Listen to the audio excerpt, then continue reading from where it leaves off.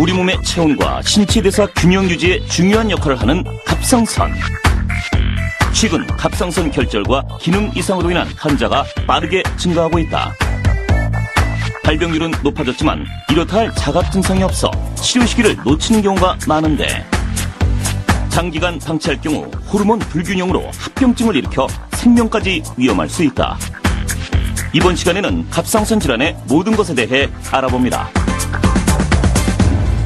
건강에 대한 중요한 정보를 전해드리는 유아러 닥터. 오늘의 주제는 신종 국민병 갑상선 질환입니다. 네, 건강보험공단과 심사평가원 자료에 따르면 갑상선 질환으로 인한 진료 인원 비율이 약 50%를 넘었다고 합니다. 더욱 주목해야 할 것은 매년 그 환자 수가 증가하고 있다는 것입니다. 남녀노소를 막론하고 해마다 급증하는 갑상선 질환자. 갑상선암 환자 수가 빠르게 증가해 우리나라의 갑상선암 발병률은 세계 1위. 여성에게 주로 발병하는 질환으로 알려졌지만 최근에는 남성도 발병률이 높아지고 있다. 특별한 자각 증상이 없어 장기간 방치할 경우 성인병 등 심각한 질환으로 이어질 수 있기에 빠른 진단과 치료가 필요하다. 갑상선 질환은 크게 두 가지가 있다고 생각하시면 됩니다. 한 가지는 갑상선 기능에 문제가 있는 경우고요. 하나는 혹이 생기는 경우고요.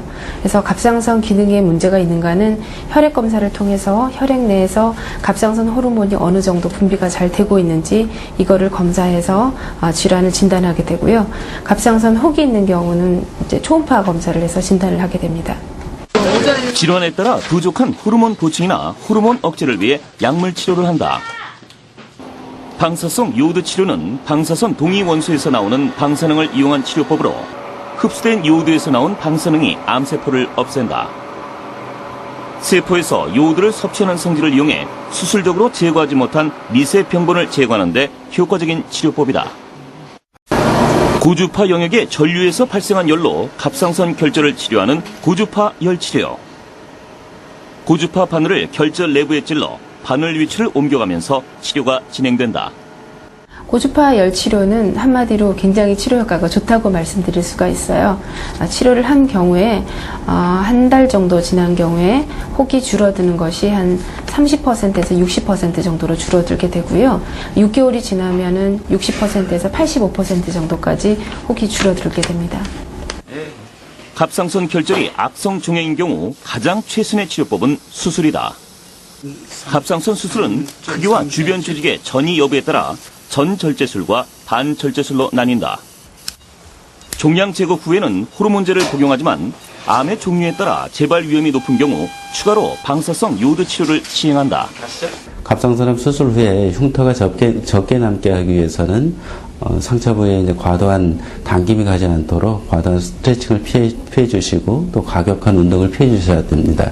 또 이제 상처 부위의 건조를 막기 위해서 로션이나 오일 또는 흉터 완화 연고제를 수시로 발라주고요.